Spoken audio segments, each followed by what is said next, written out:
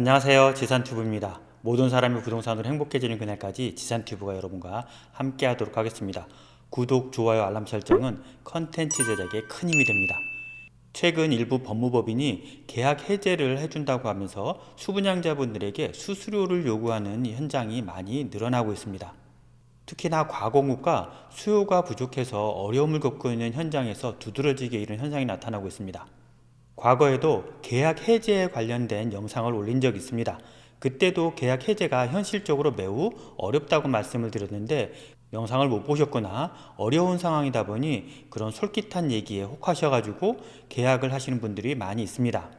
얼마 전까지는 김포에서 활동하다가 최근에는 평택에 여러 법무법인이 활동하고 있는 것으로 알고 있습니다. 하지만 잘 알아보시고 소송에 참여하시길 바랍니다. 어려운 상황을 해결하고자 소송에 참가했다가 오히려 어려움을 겪는 경우가 있을 수 있습니다. 과연 계약 해제는 가능한지, 그리고 계약 해제 조건은 어떤 것들이 있는지 알아보도록 하겠습니다.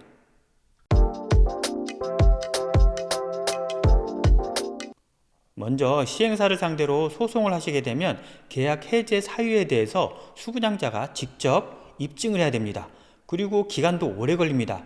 문제는 그 오랜 기간 동안 발생할 수 있는 문제들이 있고 이 문제들은 모두 수분양자의 몫이라는 겁니다. 그렇다면 어떤 조건일 때 계약 해지가 될지 알아보도록 하겠습니다. 계약서상의 내용과 다르게 지어진 경우에는 계약을 해지하거나 손해배상 청구를 할 수 있습니다. 예를 들면 계약했던 면적보다 작거나 입주 시기가 다른 경우가 대표적입니다. 이런 경우 하자 담보 책임을 물을 수 있습니다. 매매 목적물에 하자가 있을 때에는 제575조 제1항의 규정을 준용한다. 그러나 매수인이 하자가 있는 것을 알았거나 과실로 인하여 이를 알지 못할 때에는 그러지 아니한다. 전항의 규정은 경매의 경우에는 적용하지 아니한다. 계약 당시보다 면적이 줄었다면 그 부분의 비율로 대금 감액 청구를 하거나 계약 자체를 해지할 수 있습니다. 대법원 판례에 나와 있습니다. 건설 사업자에게 책임이 있는 사유로 인해서 분양계약이 이행이 불가능할 경우에는 분양계약자는 계약을 해지하고 원상회복함으로써 금전을 반환받을 수 있습니다. 입주 지정기간이 지났는데도 불구하고 건설이 마무리되지 않았을 때에도 입주가 지연된다고 하면 입주 지연에 따른 배상을 청구하거나 잔금에서 공제액을 받을 수 있습니다. 건설 사업자가 분양계약 내용에 따른 이행을 하지 않은 경우 분양계약자가 손해배상을 청구할 수 있는 것을 말합니다. 그러나 건설사업자가 고의나 과실 없이 이행할 수 없게 되었을 때에는 손해배상을 청구할 수 없습니다.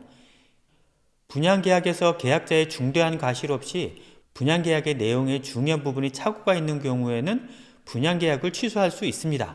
분양광고가 허위, 과장된 내용일 경우 사기에 의한 의사표시로 취소할 수 있습니다. 계약을 취소한 경우에는 계약 자체가 처음부터 무효이기 때문에 이미 지급한 대금을 반환받을 수 있습니다.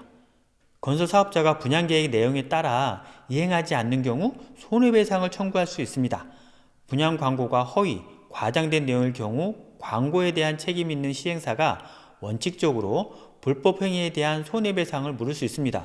그러나 사정을 알았거나 알 수 있던 시공사도 손해배상 책임을 물을 수 있습니다. 해제될 수 있는 방법이 또 무엇이 있을까요? 바로 중도금이 실행되기 전에 계약을 해지할 수는 있습니다. 다만 중도금이 1이라도 실행됐다고 하면 계약 해지가 일방적으로 할 수가 없습니다. 즉 중도금이 실행 이전에는 수분양자가 의사표현을 해서 계약을 해지할 수 있습니다. 물론 계약금은 몰취당합니다. 하지만 중도금이 이미 한 번이라도 실행이 됐다고 하면 시행사와 협의를 해야 됩니다. 부동산 경기가 좋을 때는 시행사 입장에서 후분양으로 돌릴 수 있기 때문에 받아주는 경우가 많았습니다. 하지만 요즘 같은 시기에는 부실채권으로 분류될 수 있기 때문에 시행사들이 응하는 경우가 거의 없다고 보셔야 됩니다. 더구나 중도금 대출을 시행사가 떠안아야 되기 때문에 이런 시행사가 나타나기가 정말 쉽지 않습니다. 그리고 한번 이렇게 들어줬다는 소리가 나오면 많은 수분양자분들이 계약 해제를 요구할 거기 때문에 시행사 입장에서는 들어주기가 매우 어려운 상황입니다. 그렇다면 일부 변호사들의 말대로 뭉치면 계약 해제가 쉬울까요? 실상은 그렇지 않습니다. 일단 계약서의 내용 자체가 시공사와 시행사에 매우 유리하게 작성되어 있습니다. 그렇기 때문에 계약 해제까지 되는 경우가 매우 드물게 나타나고 있습니다. 앞에 말씀드린 것처럼 계약 해제에 대한 사유를 수분양자가 입증을 해야 되는데 그것이 현실적으로 매우 어렵습니다. 그럼에도 불구하고 소송을 하실 수는 있습니다. 소송을 하시게 되면 아마 조정을 공고받으실 거고, 이 조정이라는 것을 승소로 말씀하시는 법무법인들이 있습니다. 승소가 아니죠. 이 조정이라는 게 너희들이 잘 합의해봐 이겁니다. 이 조정을 시행사에서 받을 이유가 없는 겁니다. 그러면 본 소송에 들어갈 것이고 기나긴 싸움이 되는 겁니다. 물론 승소도 매우 어렵습니다. 시기가 어렵다 보니 실제로 많은 분들이 소송에 참여하시는 경우가 많이 있습니다. 한 호실당 200에서 300만 원 정도까지 수수료를 내고 소송에 참여하시는데, 문제는 법무법인들 배만 불릴 수 있다는 겁니다. 성공하는 사례가 극히 예외적입니다. 쉽게 말해서 승소하기가 그만큼 어렵다는 겁니다. 시행사들은 오랜 기간 계약서를 다듬었습니다. 즉 본인들에게 매우 유리하게 계약서가 작성되어 있기 때문에 실제 소송에서 이기기가 매우 어렵습니다.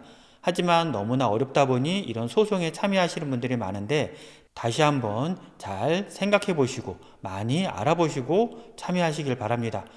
소송에 참여함으로써 발생하는 많은 피해가 오로지 수분양자의 몫이라는 것들도 잘 아시고 소송에 참여하셔야 됩니다. 절대 승소할 수 없다는 아닙니다. 일부에서도 구조적인 문제들로 인해서 소송에 이기는 경우가 있긴 합니다. 하지만 다시 말씀드리면 극히 예외적인 상황입니다. 이미 지식산업센터만으로 충분히 힘든데 다시 한번 눈물을 흘리게 하는 일이 없었으면 좋겠습니다. 이상으로 영상을 마치도록 하겠습니다. 더 궁금하신 점은 영상 아래 더보기를 누르셔서 제가 운영하는 단톡방에 들어오시면 지식산업센터 관련된 다양한 의견을 나누고 있습니다. 많은 분들이 들어오셔서 다양한 의견을 함께 나눌 수 있는 공간이 되었으면 좋겠습니다. 이상으로 영상을 마치도록 하겠습니다. 모든 사람이 부동산으로 행복해지는 그날까지 지산튜브가 여러분과 함께 하도록 하겠습니다. 도움이 되셨다면 구독, 좋아요, 알람 꼭 부탁드립니다. 감사합니다.